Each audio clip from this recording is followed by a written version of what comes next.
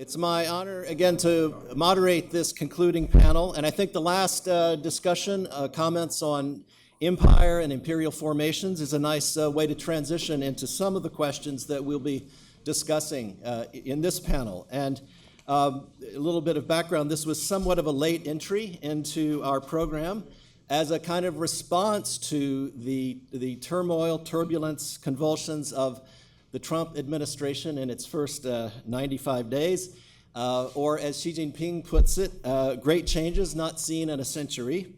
He said that before Trump 2.0.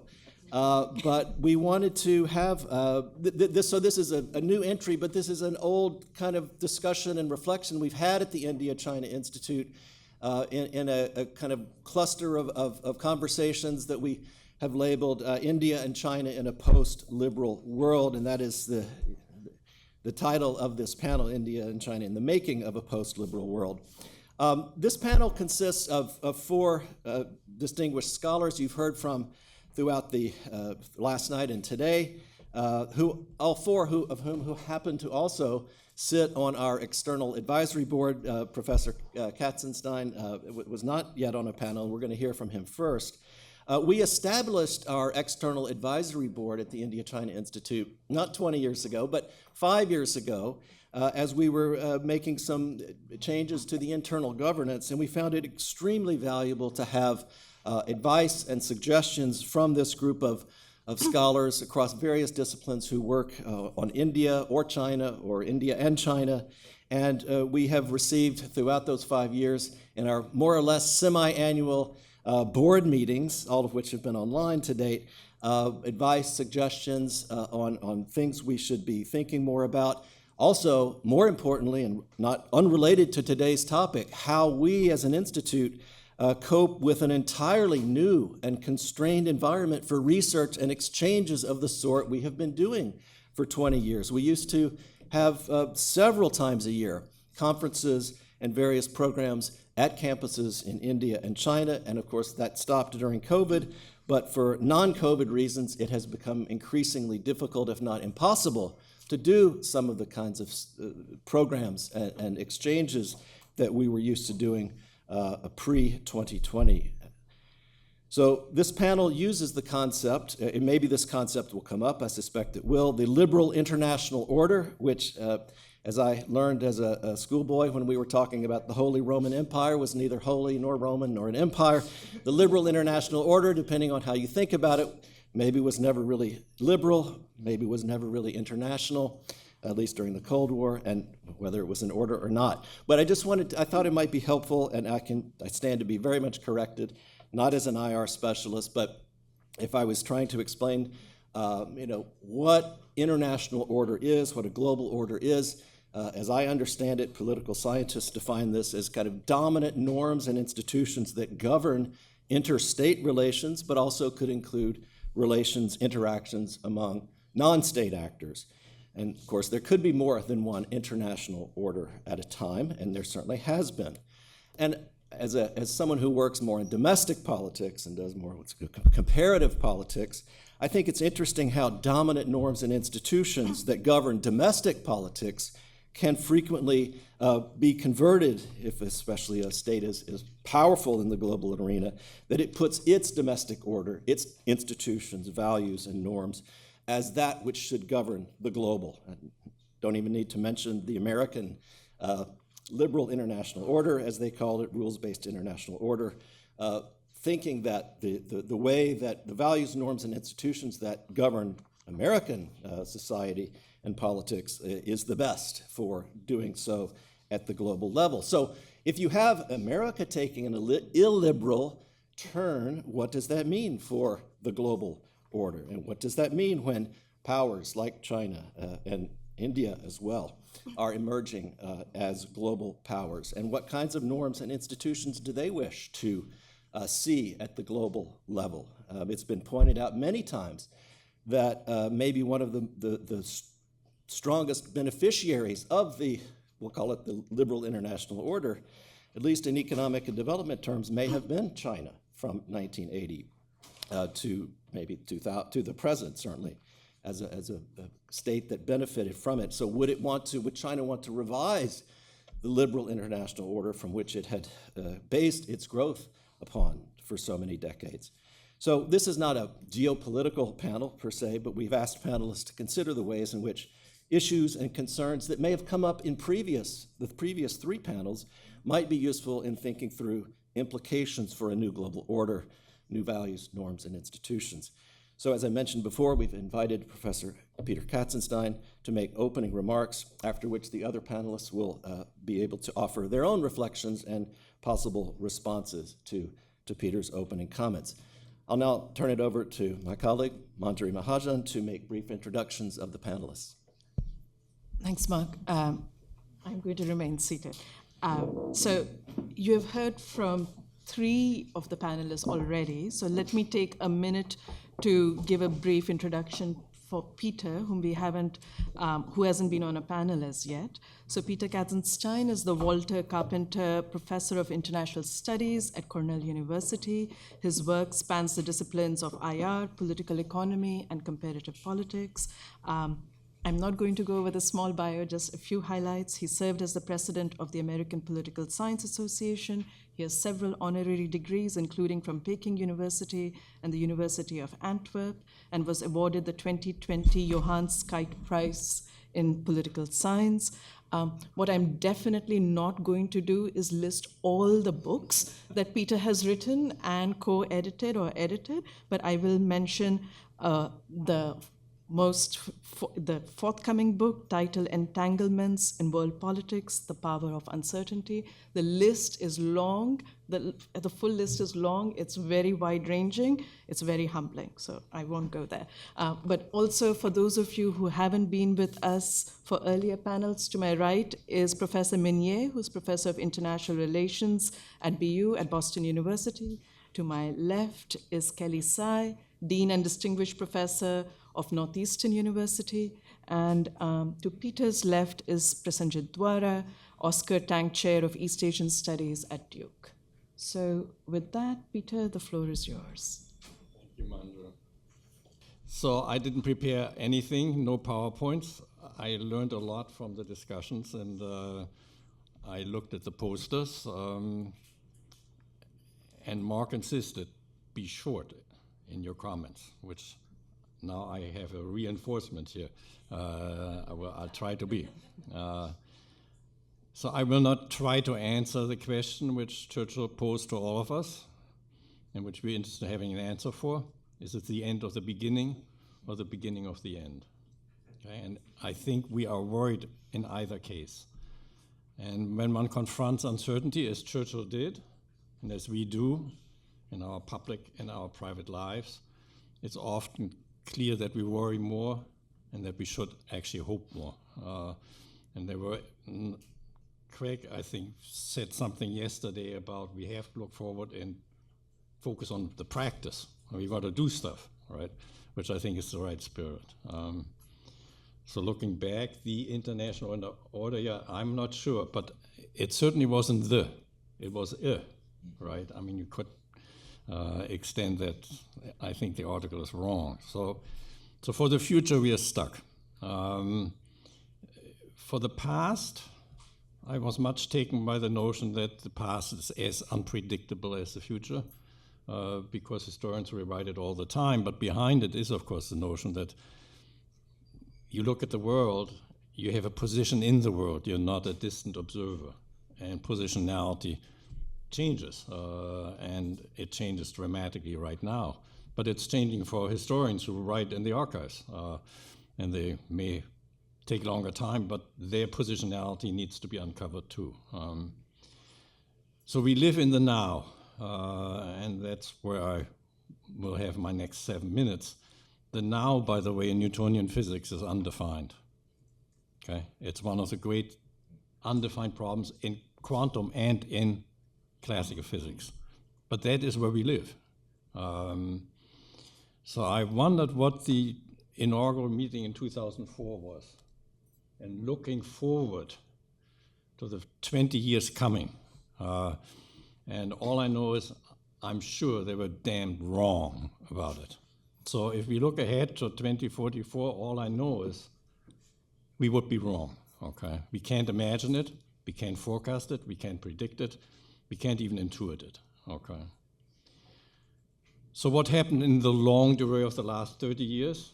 Just give you one way. I learned about the rise of Asia or the East, and all that excitement, in the books and the airports. But what also happened is between 1990 and 2020, India and China together emitted more CO2 than the entire world did between 1770 and 1990. I was not aware of this. And today, India and China are producing 80% of their energy needs with coal. And that's not going to change for the rest of the century. The mix will change, but coal remains an indispensable source of energy. So that is the 30-year history of the past, celebrated by the rise of the largest middle class in the world, India and China. Now go to the last 3 months, very brief.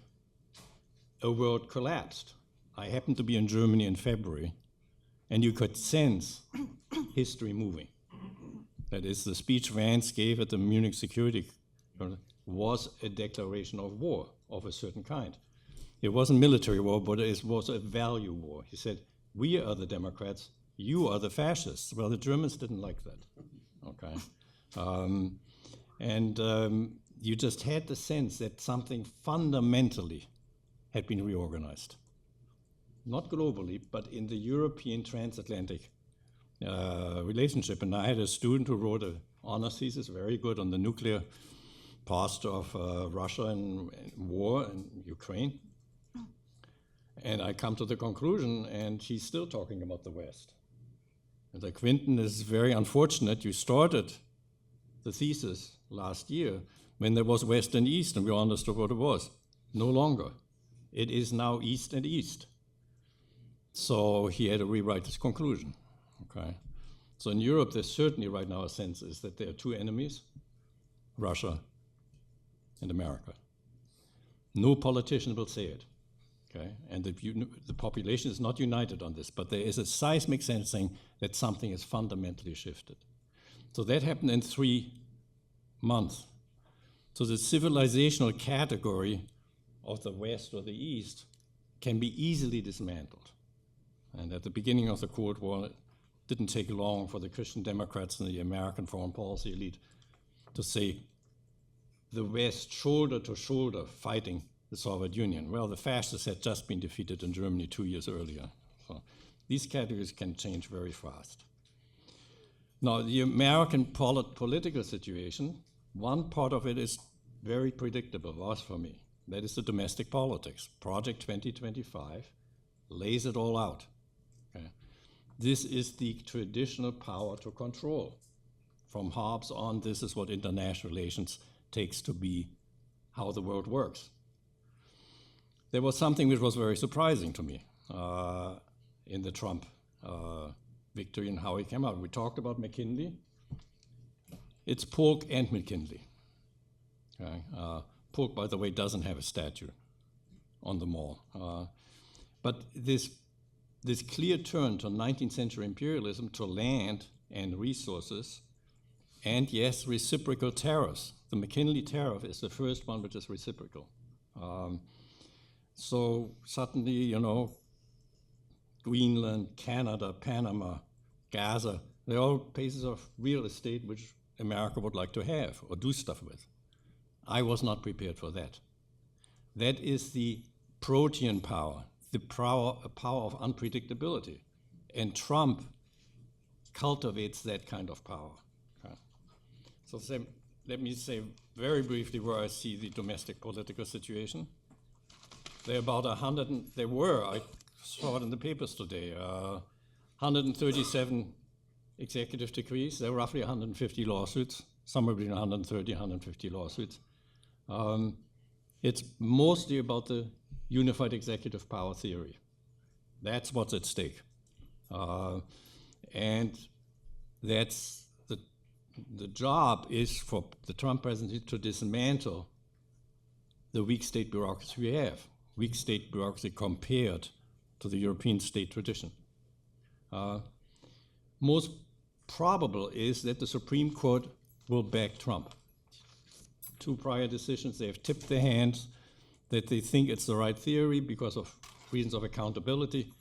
And if this were to happen, and the hope, the Trump administration, is it will happen by the end of the summer, this would become a Latin American plebiscitarian autocracy with a polarized population, with a fully politicized judiciary, and the probable use of the armed forces in domestic conflict. And of course, flawed or annulled elections in 2026, and maybe no election in 2028. It comes together with a systematic strategy of intimidation of law firms, media, universities, NGOs, in order to exercise control power. So this would be I don't think it would be a dictatorship. American civil society is too dynamic. There will be a lot of contention. I think there will be violence in the streets if this were to happen. But that's one thing one could see. The other possibility is that the Supreme Court does not back Trump. I don't think they will back everything of Trump. I think he will win most of the cases, but not all. In which case, he will say, go get me. And this would not be the first time. If you think about Brown versus Board of Education, that decision was systematically undercut by the South, basically, for decades. And then it took still another decade. So we've lived with illegality in our past, recent past. So as for the future, I won't be around for it, but when AOC becomes president, I promise you she will use every power at her discretion. Power is there to be used. So that would be very much in the Latin American syndrome of a swing of a populist from left to right. And Latin America has been a democratic continent since the 1820s. So this is just a different kind of democracy. Now, what about the international aspect? I think it will be a regionalization. We are returning to the Americas. Europe will be more of its own. It will have to find a solution for Ukraine. It will have to develop its own defense to a much larger extent than the Europeans have been willing to do. The question is whether Europe will still have a supporter state or states of the United States. That's the question for diplomacy. Britain, I think, will remain a supporter state, but it's not clear to me yet whether they will depend on the Ukrainian outcome of the Ukrainian war, whether France and Germany will remain supporter states. It would be to great advantage for the United States if they did. In the Middle East, Israel is a supporter state, and Trump's successful in the first presidency of the Abraham Accord makes it possible that there will be a stable coalition for the time being. Iran is weakened, greatly weakened, okay? That would be a regional pole. Russia and Eurasia, we heard, clearly a regional sphere of influence. The question is whether Russia will say, okay, after Ukraine war, Narva is next. And I don't think it will, because Sweden, which was mentioned, and Finland together, Sweden, Finland, and Ukraine are the most active, well-trained, well-equipped militaries in Europe. And it was a strategic defeat which Putin did not expect, that Sweden and Finland joined NATO. That was totally surprising to him. And that makes a possible war in the Baltics very difficult for him. China, well, China, Southeast Asia, this will be a region of its own. Pessimists among international relations scholars like John Mersheimer said that will lead to global war. I don't think so, but who knows? But it's clearly that a regional dynamic will take over there. East Asia is a much more complicated question. Africa, well, we've just seen what the State Department will do. These are the shitholes of the world. I'm quoting the president, okay? That's Trump's language, not mine. And basically Africa, which is the growth pole of the 20th century and the second half of the century. There will be no, according to this State Department reorganization, no American representation. So that would be the regional order. I didn't like in the program the language of regional bloc. That is language from the 1930s. Japanese and the Germans did build bloc economies. It's 1984 language, and I think there are global and international elements in this regionalized order which we're moving into, which will prevail. They will make these regions porous. And I think the international element will be stronger because in the conceptual way of thinking about the term internationalization or international, it is, according to the Latin root, relations between nations, that the identity of the actors are given and they have their interests. Globalization is a view of the world as process in which the process constitutes the actors, reconstitutes them and redefines interests. And that was the liberal vision. Now, I don't think that liberal vision is going to prevail, but there are global processes which will complement the nationalism and the international aspects. So I think it will be a melange, but it won't be the liberal version of globalization. So let me conclude. We had a discussion briefly here about area studies, and a pretty vigorous and interesting discussion, which was quite personal, which I found very interesting yesterday in the opening panel about a retake on C.P. Snow's Two Cultures. This has been a very old and tired debate in the social sciences, it's over 100 years old, between Newtonians and humanists. And Newtonians believe that science stopped in 1880, 1890, and the humanists think that have a version of that it all is about us, that we are the center of it, that we steer it, right? Well, the sciences in the 20th century have moved on to quantum physics, post-Newtonianism, and to a conception which I call para-humanism, which incorporates humanism in a broader conception of life, beyond our normal self-centered way of the world.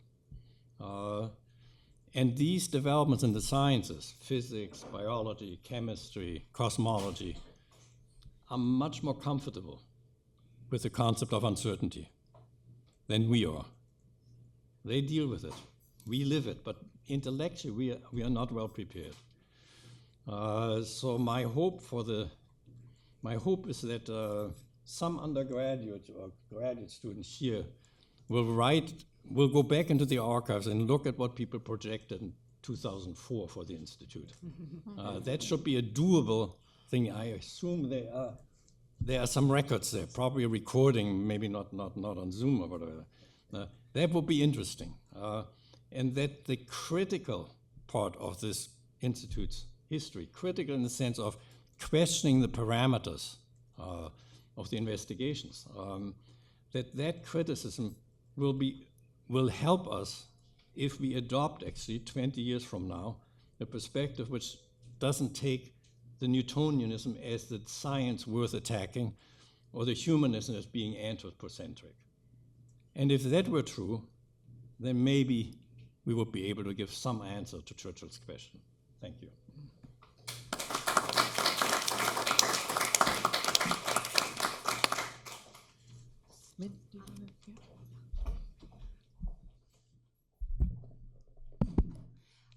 Okay, well, thanks for everyone that's been staying for so long, a lot of you. Thanks to Peter for opening this wonderful session. So I guess I will just make 2 points based on China, on the liberal order. The first point I want to, it just occurred to me that the current moment is a moment to show what's real liberal democratic order. I read this like fascinating writing in a Chinese magazine on this on the students being visa being revoked and etc. I read a lot of those similar, not similar, but a lot of reports in this country, right? But do you guys think the Chinese, what's the lesson for China? And to me, I realized the Chinese saw these incidents as a great moment to show what actually is a democracy, right? And so in this piece, they highlight there are many incidents, but somehow they highlight these examples from UMass Amherst. And so the UMass Amherst gave all international students, as this interviewed Chinese student, carries a red card, right? Red card, and says if you see ICE official, you have the right to say no. You can reject their entry, and you should call the police. There's lawyers you can call, and so if you are in a dormitory, don't open the door. You slide the cards down. So quite interesting red cards and being distributed to students. And so, and then this report said about this, the universities, and they elaborate how the university is studying university alliances to revisit, and there are so many lawsuits and the courts, judges. And so I got this impression, and then the article then ended with a long quote from this president of the UMass Amherst, who was an international student from Mexico, and then immigrant, and then became the president and a famous economist. And so a long quote of the letter from the president, and saying that our as international student, we came here and we try to improve ourselves, we enhance the community, and then we carry out our mission of globalism, right? And it struck me that from the Chinese perspective, right, how the universities, how the scholarly community, the learned society in the United States, how they treat and react to these international students under siege is really illustration of the merits of American democracy, right? You do have rule of law, you do have independent courts, you do have people are willing to fight against the government, right? So for any of these incidents, like we see as such a a tarnish, a blemish on our system, but how this being unraveled from the Chinese perspective, it's actually that's something that's been missing in China. So I don't know how long this report, this magazine, will stay open, right? Because the message for the Chinese could go quickly the other way. In particular, considering the precarity of China's job markets and the rising middle class and the youth issues. So I think China has a lot of domestic transformation that's happening that they have to deal with. And in terms of how, to me, I guess a democracy, it's not just a DEI, rather it's how society or individuals can stand against a reasonable state. So I see this moment as actually as a moment of showing to the world, in particular to China, that what's actually democracy, right? So I anticipate there'll be a lot more continuing interest from China in studying here. Mark, do I still have more time? If you want to make another point. Oh, no, I'll just stop here. Let's stop here, yeah. Okay, so maybe I'll take 2 minutes to play the role of the fool here, right? And see this moment of enormous uncertainty and the interregnum as potentially also a source of something different coming out rather than a more dark regional realpolitik vision, right?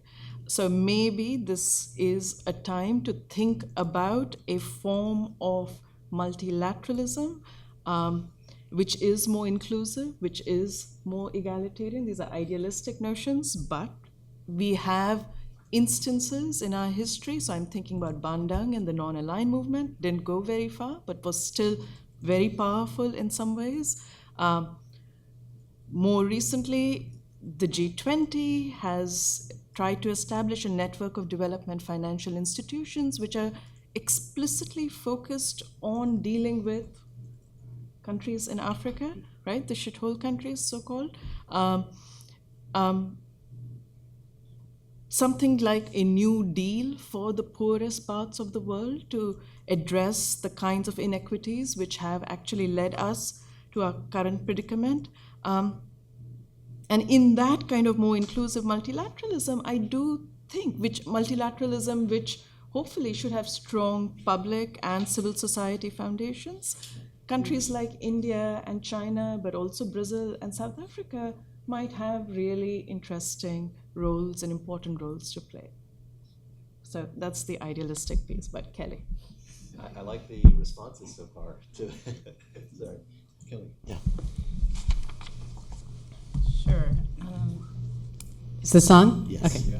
Yeah. Just actually, that segues pretty well to some things that were on my mind as well.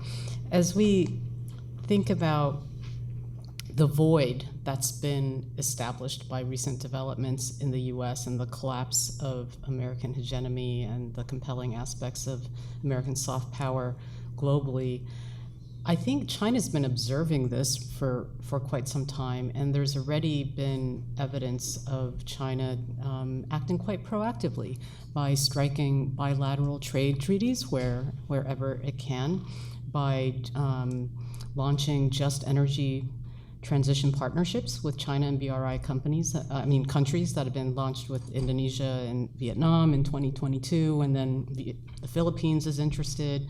And it's really meant to increase these countries' participation in the manufacturing value chain for clean energy goods. So this is a proactive and I think an encouraging step given what's going on elsewhere.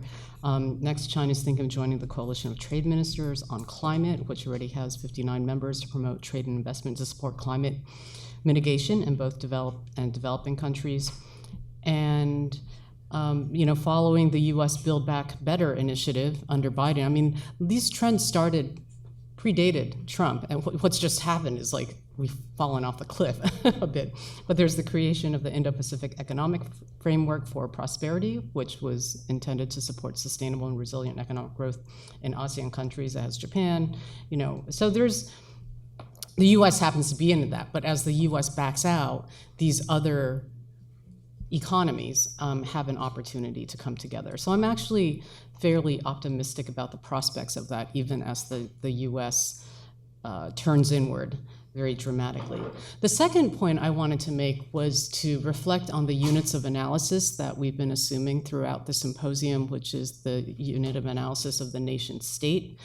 And the fact is that there are like 50 million ethnic Chinese people living outside of China, and at least 25, maybe even 30 million Indians, ethnic Indians, broadly conceived. I know there are many different varieties of Indians living outside of the borders of India itself. And given Min's work on the diaspora, I thought that you would have alluded to that, because we're not contained within borders, and not just physically, but also in terms of our modes of communication. I just think about how people often interact more with people who aren't even in the same continent anymore. If you've got a social media relationship or chat relationship with them, the communications are much more frequent, and so I think it's worth just reflecting on, if we're talking about China, it's not just the people who live within the territorial boundaries of the People's Republic of China. Of course, there's this concept of Greater China as well,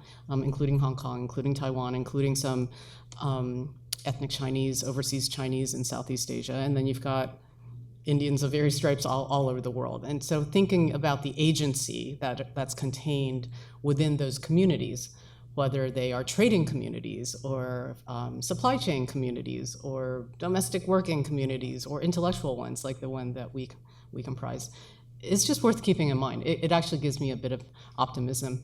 And yesterday I over-prepared my remarks, so I didn't get to the main part of my talk, which was just to really emphasize human agency, that we're always, every single day, making certain choices. Excuse me. Thank you. Thank you all for this panel and for the whole thing. I may be the last speaker of the two-day event. Ironically, I mean, with so many political scientists and IR people here, I, the historian, will be taking a more IR kind of role. I didn't quite understand what I should do, so I did whatever little IR I do.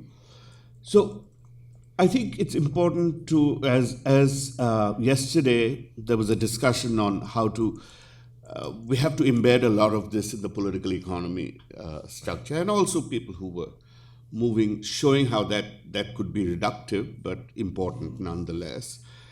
I still basically use the skeletal framework of Polanyi and Arrighi and people like that, but it's inadequate. So the basic framework that Polanyi develops is that, for those who are unfamiliar, it's just about a closed, there's a sort of, with the capitalist cycle, there are periods of closure and opening, and this is a period of closure when in fact you get populism, nationalism, and all of that kind of thing. So, I mean, he observed that also in the 30s and 40s, and we are seeing it again here. But of course, and Arrighi, of course, takes it on to say that it's by the time economy becomes more dependent on finance, but financialized, then you can say goodbye. Because your productivity is not sufficient, and the next productive power, and we know China is the most productive at this point, however you take that, whether it's labor or other productivity. So that should be it. But I think obviously we're never stepping into the same river twice, and the big difference I think for me here is just at the political economy level is the complex supply chain issue that I brought up also yesterday, and it's very hard to cut off these supply chains, and so really the issue in front of me is one of economic interdependence and nationalist politics, right? How is this going to play out this time? And I think China recognized very early in the first Trump administration that something like this might happen. And so they formulated, even before Trump, the dual circulation policy in China, which is one which emphasizes not only domestic and international, doing both, but essentially being self-reliant while also gaining from trade, becoming self-reliant while gaining from trade, but also what it called and has again reasserted just a few days ago, a week or two ago, the neighborhood policy, right? China has articulated neighborhood policy. And the neighborhood includes smaller and weaker neighbors, including most of South Asia, except India, and Southeast Asia. I don't know about Philippines, but Indonesia also, and of course not China and Korea, not Japan and Korea. So it has this, and the idea is very much is now even more to integrate these wonderful neighbors who much more closely through telecommunications and other supply chains and so on that they could be reliant on. Now, as I said, the self-reliant part is still there, and it's probably getting stronger because now China has it still has is productivity. It may not be, it's a total factor productivity, I guess, because they use robots for a lot of this productivity increase. So they've brought back, especially in the electronics sector, they have brought back a lot of the products can be just developed fully within China, but it still relies very much on these neighbors in Central Asia and Southeast Asia. So, of course, Apple and others have moved out, and there's this 145% tariff and so on. So that'll be difficult, and who knows how long it'll last or what deal will come out of it. But it brings me then, so that was the economic situation that I'm talking about, to the question of politics. To what extent will middle powers like India or Turkey seek multipolarity as they were talking about before the Trump era very often, until it became sort of unclear what was going to happen? Will they seek multipolarity, or will they hedge between two major powers? That is make it sort of become significantly bipolar.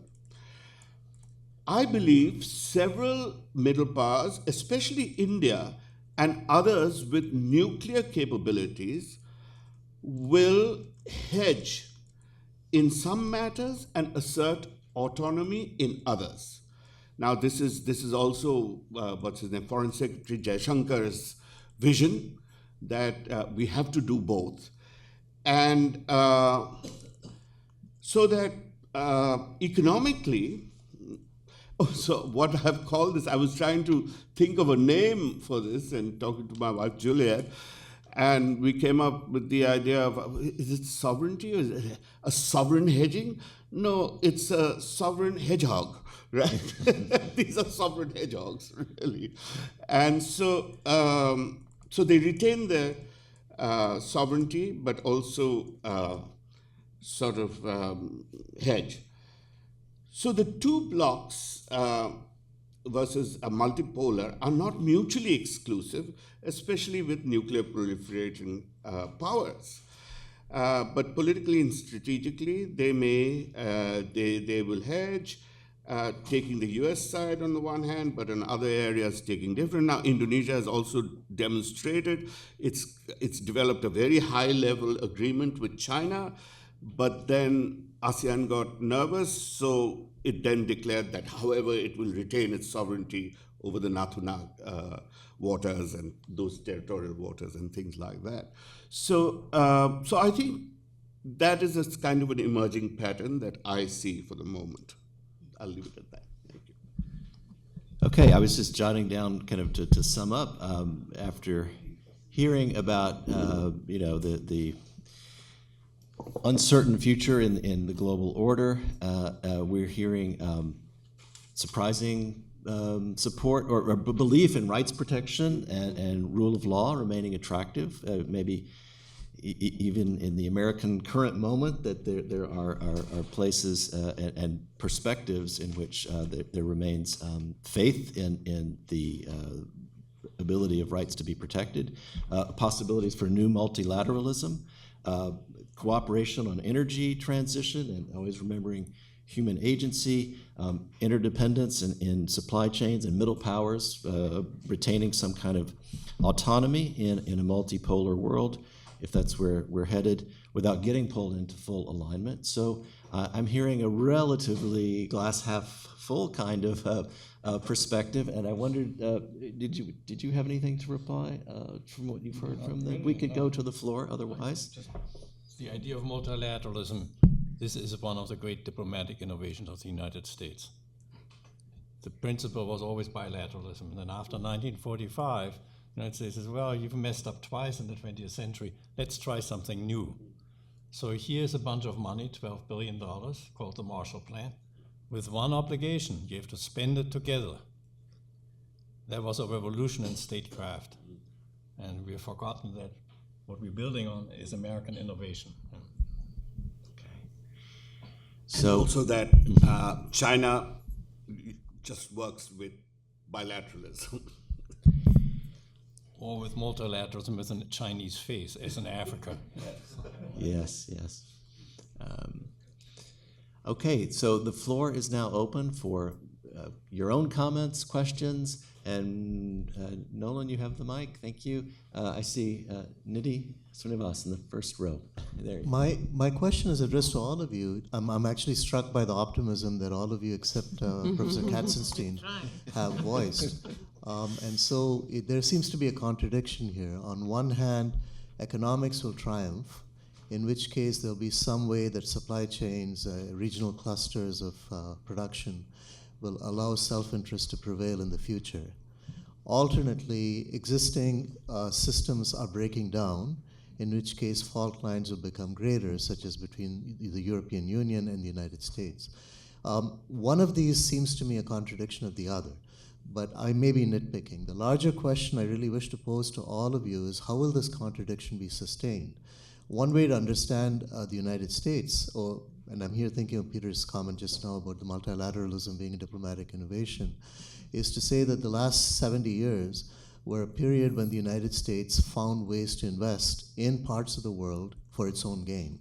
The most obvious example would be right after the war with the Marshall Plan, the Bretton Woods Agreement, and so forth. One of the interesting things I see about China at the moment is even the Belt Road Initiative, which in some ways is equivalent to what I just described, is stripped out of any pieties of a different kind of world. It seems to be, in that sense, quite pragmatic. So how does one sustain this? Is there a kind of a new myth that will allow possibly a hegemony linked to China to sustain a world where this kind of a value cluster will continue? In the BRI contracts and other contracts, they are mostly not transparent. They're not, I mean, the main thing is that if there's a state, if there's a country with a civil society and they want to join in the agreement, come on, and we will talk about it. But if there are countries where you talk to the state to get it done, it's part of the idea that, or the Westphalian idea that states don't interfere in internal affairs. So in which case, yes, that is, I would say that is illiberal. They would say it's non-ideological, but I would say that is illiberal because, you don't have, and that's, I think, going to be predominant as we see all these authoritarian countries who are also cutting out civil society. So, definitely. Can I just say one thing about contradictions? I'm for abortion and against the death penalty, and I sleep really well. Great. A lesson in living with contradictions. Okay. I'm struck, despite this last exchange in which the idea of the illiberal is invoked, by how little during the conference we've taken up the idea of post-liberalism, which structures the research thematic group at the ICI that this is a part of and which has figured at various times in titles and accounts of this, which has nebulous and multiple meanings, but among them claims to a kind of organic relationship, an organic society, and eliminating the need for liberal differentiation between the social and the political in some ways. But whatever we're to make of it, I just wanted to note that we didn't make much of anything of it here. And so either we think it's not a necessary concept, or we just happen not to get to it, or the structure of our discussion got drawn into largely international discussions where post-liberal could be something about the end of a rules-based international order or not, without reference to what I think is really important to the post-liberal agenda for the people who want to call themselves post-liberal, which is insisting that there's a very strong connection between that idea of the organic society, which has its fate in the world order and the kind of international relations it would pursue. So for the Viktor Orbáns and the Putins and the many of the world who are explicitly post-liberal, there's something meant by that, and we didn't get to it. Thank you, very well. But do people have thoughts on that, the post-liberal blood and soil conceptions or organic conceptions of polity, and the way that translates into power politics and a return, as we heard this morning and at other times, that whatever we call 1990 to 2025, the post-Cold War, this globalization, highly exceptional period, and are we doomed or fated to return to kind of the standard baseline of 19th century kinds of conceptions of interstate political orders, as was also mentioned in the last Mark, panel. I want to, post-Cold War, it's basically a label of saying, I don't know. Yeah. So post-liberal, I don't know either. The word post. Right, but we've just used this for 30 years, masking our ignorance. Yes. It's uncertain, right? Kelly? It's an expression of uncertainty. Sorry. Yeah, towards the end of my remarks yesterday, I said very quickly that I'm not convinced we're in a post-liberal moment. It's more like illiberal, anti-liberal, anti-pluralistic. The moment that we're in is highly, highly polarized. And it doesn't map, the extent of polarization isn't the same in each country. There are certain countries where the electorate has pretty strongly embraced explicitly, proudly illiberal approaches to democracy. So Orban self-described illiberal democracy, like unapologetically. It's a good thing. And there are a number of countries for which that's the case. I don't think we're there in the US. I mean, there are many, many people who are quite concerned with the dismantlement of bureaucratic agencies and higher ed and, right? So I'm not convinced we're there, but it's more, I've been thinking, just without clear answers, thinking a lot about what are the circumstances under which, in various pockets of the world, domestic conditions and the combination of domestic conditions and the perceived ills associated with neoliberal globalization have given rise to right-wing populism as opposed to left-wing populism. And it's not uniform across the world, but there is a moment where in certain pockets that's the case. And I'm just putting it out there as something that continues to perplex me and think about how that might resolve, because history obviously hasn't ended and will continue to evolve.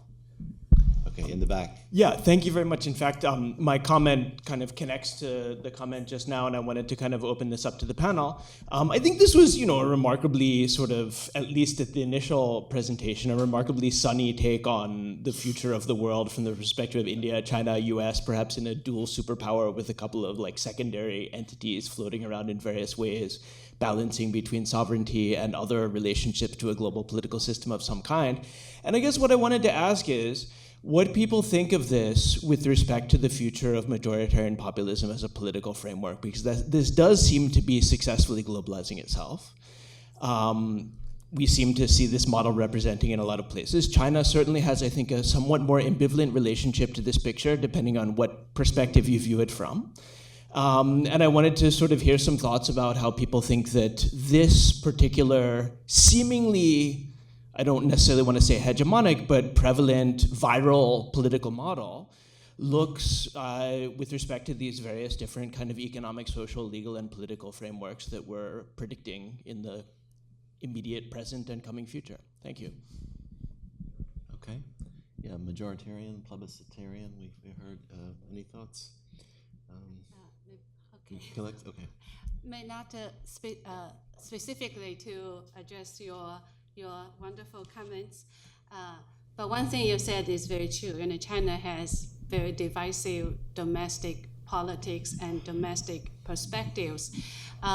If we're thinking about democracy as a form of domestic order, I think every challenge that's a proof of the resilience of or superiority of democracy compared to alternative framework. Right?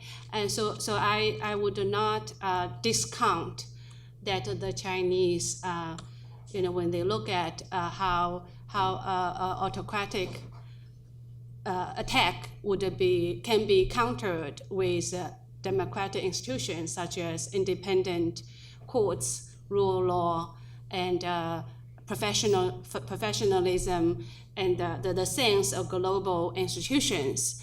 Right? I think for many years, actually, if we think about democracy just as performance, then the Chinese were disappointed for a long time. If we are thinking about performance, the output, democracy was not very satisfying. But in terms of these democratic practice and how they withstand against these moments, these crisis moments. So maybe that's where I often get the comments of me being optimistic, although I never thought I'm optimistic. So every time I describe China's economic challenge and then how they responded with certain outcome, and the common feedback to me is you are being optimistic. To me, it's realism, or it's a Taoist realism. So that's where I think it doesn't run linear, right? So you have, if you take longer perspective, then you always have dark energy, white energy, right, bright energy, and it's through these interactions that we get to selecting different institutions. Last point on the BRI. I work on BRI. I like BRI because BRI represents a globalist visions, and it helps China stay global.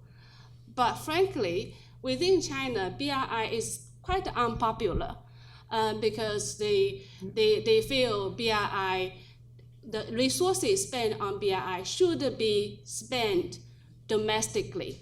Right, so they are, in terms of number, right, the export number, China shows quite well. But to the Chinese domestic public, the number doesn't mean much compared to their own well-being, income gains. Right, so BRI is a pretty thorny issue within China. Now perhaps it's helped by the United States. Yes. Anyone else? Okay. No, I'll go to Feiyu. Yes, please. Okay. Yeah. Thank you, everyone, for all the great comments. I have maybe 3 questions, a little bit loaded, but kind of really. Okay, I'll short it. So first is, when I look at today's authoritarian turn, what I always think about is China making its own end. Basically, what I mean is, if you think about China's rise, 80% of today's GDP is actually accumulated after 2001 when China joined WTO. And WTO, I believe, is fundamentally a liberal world order where you have free trade and everything. And by China taking advantage of this system, but today trying to also promote authoritarianism, or I guess promote this bilateralism, the global trade order, as you can see, Trump is now adding tariffs and all these. How long can, I think basically what I want to ask in the first question is, maybe we're taking China's rise as a little bit too granted. We're saying about China's productivity, but a lot of that productivity is reliant on the world order China itself is trying to dismantling. So this is my first question. What's the question? It's yeah. So the question is. I basically, whether my statement is correct or not. Basically, if by China keep pushing for this dismantlement of the free world trade order, China eventually will run out of fume, because the fume is from this existence of today's international order. And will China run out of fume? And the second question I have is actually to Professor Dura, where you earlier talked about China's dual circulation. And I feel like, as a Chinese, when I look at all these China's prepared policies, I actually question about their level of completeness or completion, right? I think Xi himself had many great visions on what China can do, but if you look at the real estate market, if you look at China's response to COVID, a lot of things China probably plans but never achieves that, right? So basically, my second question is, are we overemphasizing what China is doing to today's world order and how far it can really realize its own vision? Thank you very much. Okay, thank you. Responses? Should we collect more? Collect more. Okay, is it Kumar? Yes. I just have a question for Peter. Peter, if you are here 20 years from now, what do you think countries like Indonesia, Brazil, Nigeria, and some of these emerging giants play in this discussion? How would they figure in this context? If you look at the time it does Britain to double its national income, about 60 or 80 years. Along comes Japan later on, 20 years.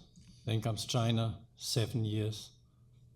That's going to happen to the other ones. Catch up. People are smart and hardworking all over the world. So development processes get compressed and compressed and compressed, and it makes it harder and harder and harder for people to internalize the rate of change. And that difficulty, I think, leads to unpredictable politics.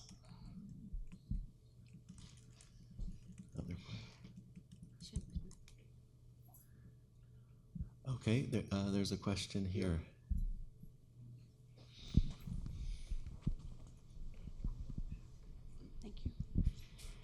Thank you all.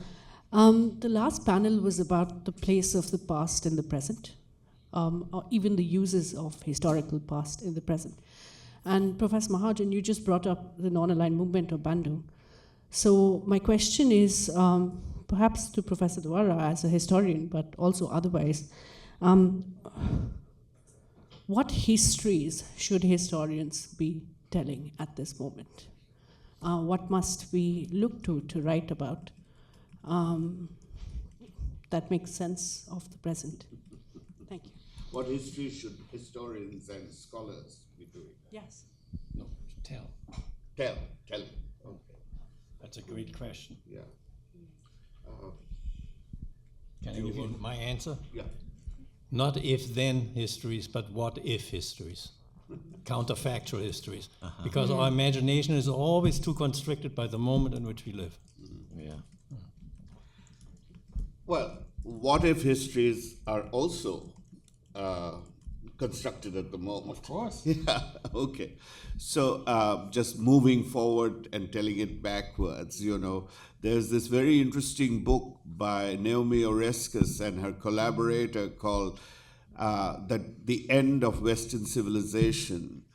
And just to sort of tell you, it's written 3,000 years, or is it 300 years? 3,000 years from now by Chinese historians, or 300 years from now by Chinese historians. And the Chinese are talking about discussing the decline of the West. And her point is that China was able to move people inland away from rising sea waters and into hilly areas and so on.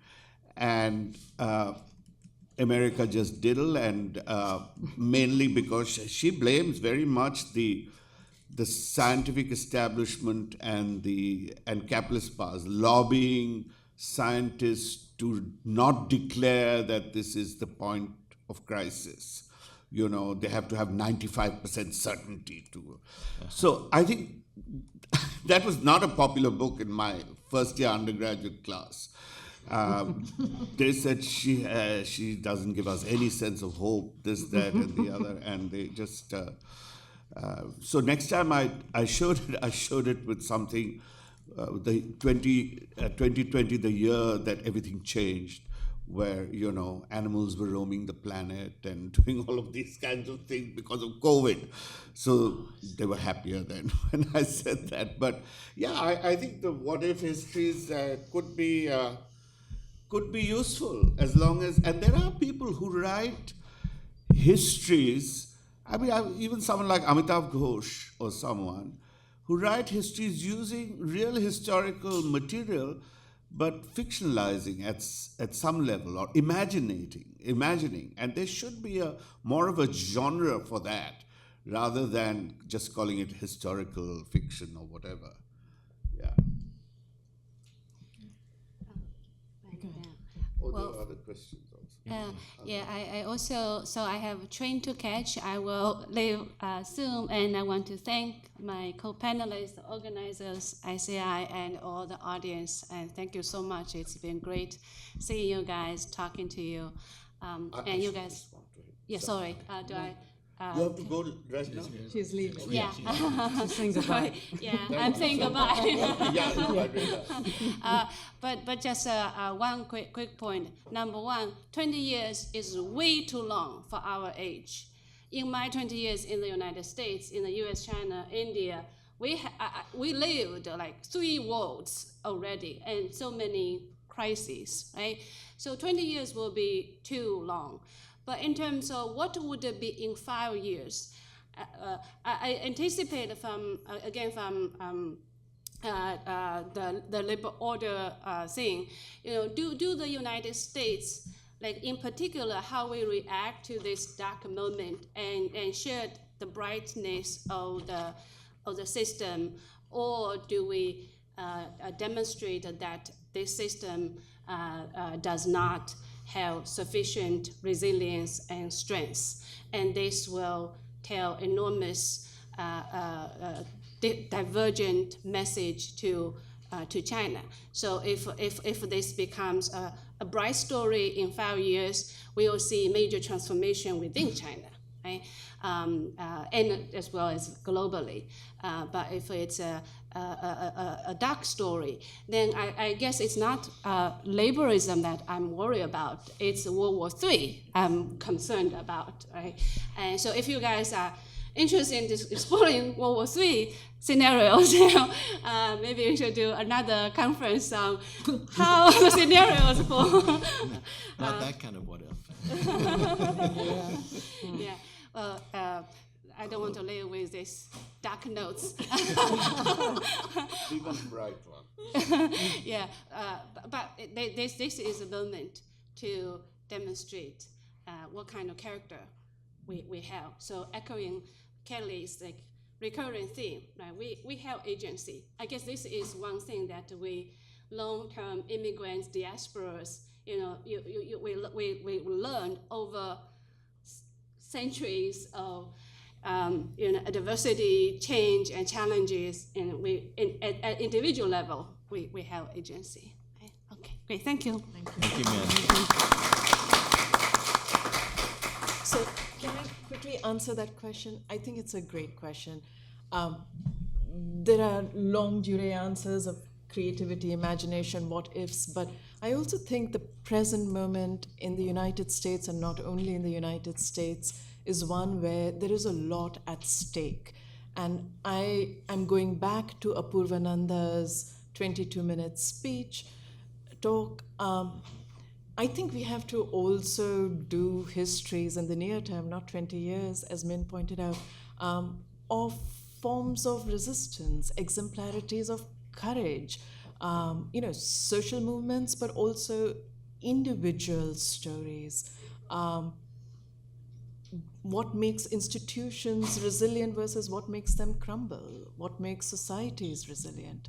We did a lot of this during the pandemic, where we kind of studied exemplars and countries which managed to have robust public health systems where people didn't die, etc. I think there needs to be a version of that too.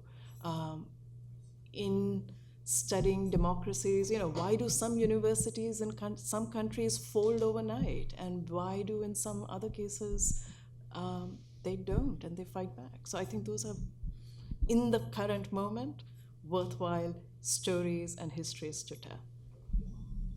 Great.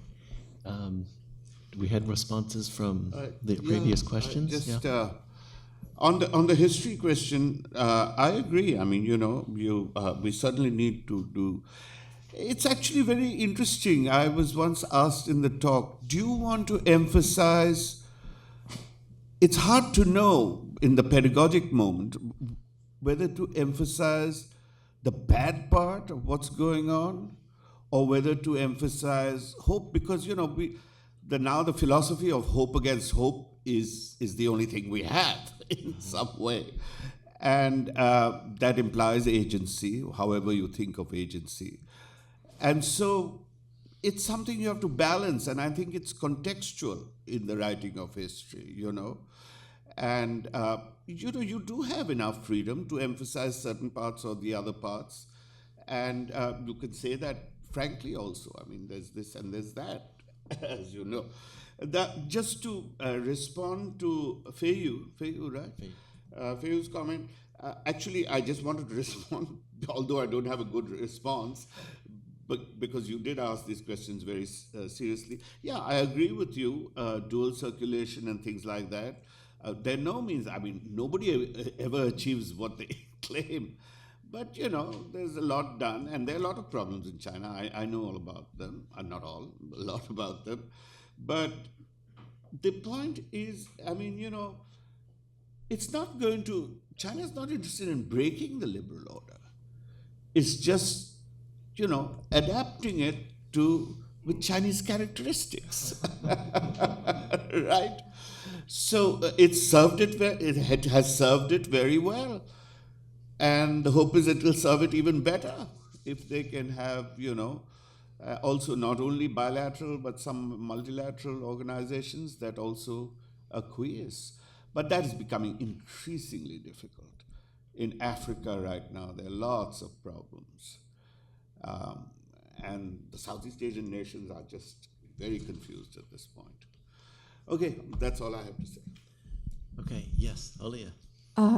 Thank you. I want to echo the things that were expressed before about the optimism. My question is this is where I landed on my curiosity about the human agency, the civil society engagement question that were mentioned before, because India and China are the largest suppliers of international workers, students to the US, and a lot of them work in these institutions that are now under attack.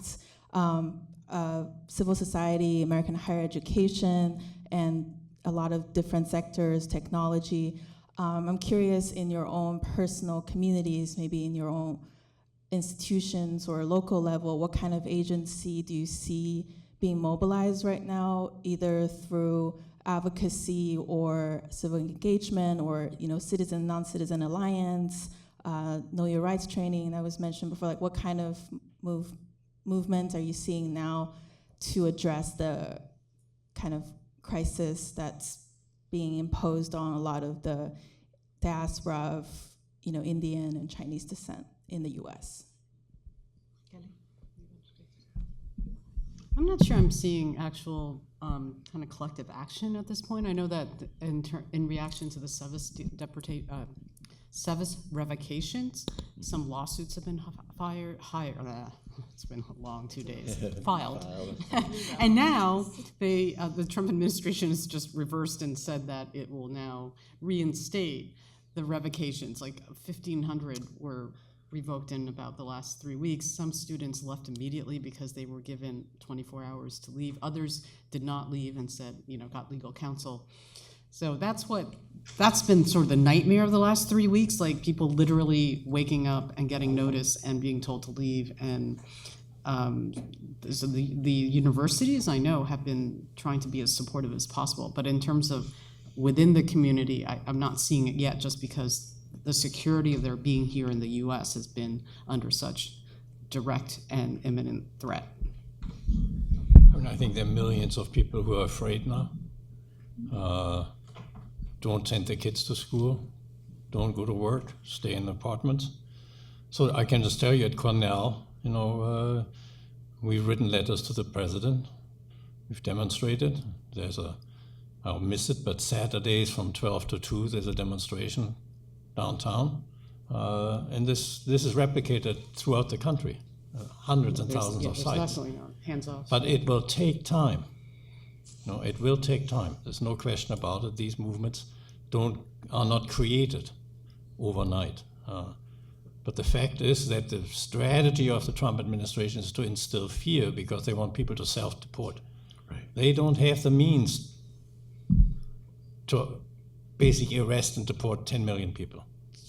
So it's a strategy of instilling fear, and we have to be trying to counteract that. Yeah, the Chinese saying is killing the monkey to scare the chickens. Yeah. What do you say? Kill the monkey to scare the.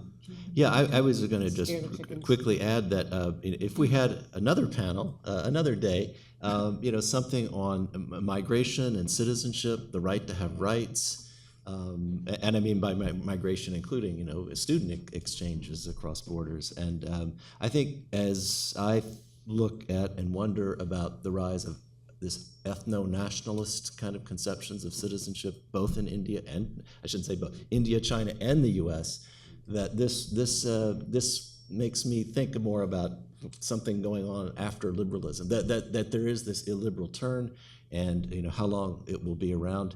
It is driven by stoked by fear of outsiders, and it's driven also. These politicians are circumventing courts and scaring people and trying to make them think that they don't have rights, and that's why the rights training is so important at all these various levels. That and climate change, I would say, are two other panels that we would need, and it gives us something to think about for our future programming. So, do we have other reflections from up here, and anything else from the question from the? Oh, yes. I just want to say I still have a little bit of hope that the courts in the United States pushing back against Trump's all his whatever you want to call it. I given up all hope that the courts might make a little headway in their pushback against Trump on various, these orders he's trying to put through kind of dictatorially and all that. And just one other little tiny comment about his tariffs. He's been very, I don't know, lackadaisical isn't exactly the right word, but he keeps going forward, going backward, and there's all these rumors in the media that he's giving insider information to his friends so that they can make a lot of money in, like seconds before he gives the order. And I wonder if there's any chance that will ever catch up with him somehow. I just wonder how far this is going to go, where he gets to play his little game and have everything his way. And I wonder if at some point the balloon is going to burst, or whatever you want to call it. I just wonder about that. I think we have to watch every election, and the one in Wisconsin for the judge was an important one, which we won. But you're also right. I mean, what? As part of the professoriate, I see professors signing a lot of petitions, and I've signed lots of petitions to my Republican senators and this, that, and the other. But very little of it has to do with this immigration issue. I mean, it's more broadly, but I don't see the university doing as much with the immigrants, and because there's this sense that even the cab driver I was talking to, Punjabi cab driver. First he was violently anti-BJP, which is fine, but then he was saying, no, this Trump thing is just, he's really going after criminals, these Latin American criminals, that's all. And he doesn't like Trump. He thinks that all the Hindus voted for Trump.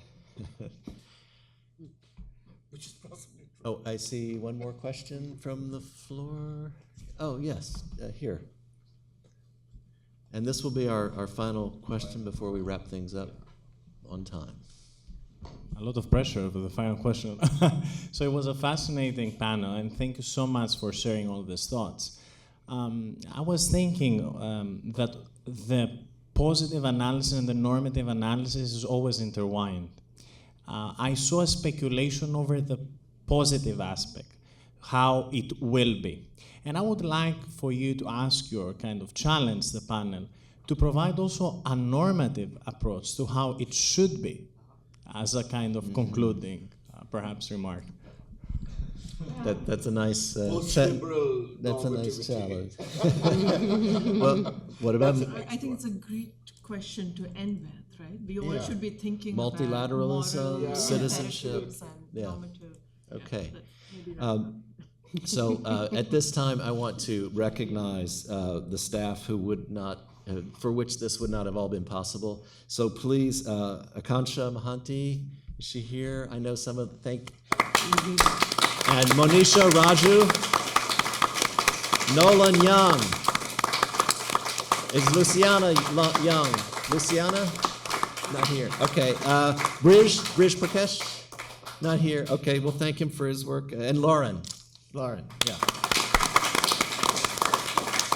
And one final thanks to the real director, Grace. Where's Grace? She's back. Okay.